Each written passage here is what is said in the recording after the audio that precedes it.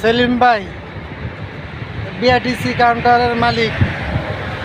এরা এতক্ষণ ধরে কাউন্টারে পাওয়া যায় না, তাই এই কাউন্টারে এই লোকজন এই যে দেখেন একটা গরু কিনবো, টিয়া পয়সার লাগে সকালবেলা বইয়া লইছে। সবাই দোয়া করবেন যেন বড় চাই একটা গরু কিনতে পারে, কুরবানিটা যেন ঠিক মতন দিতে পারে। ওর বাইরের লেগে একটু দোয়া টোয়া করবেন।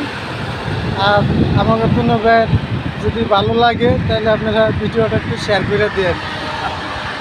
আমাদের গ্রামের নাম হয়েছে ভিলেজ বস্তুল, খিলকেত থানা, সিটি হয়েছে ঢাকা 1229।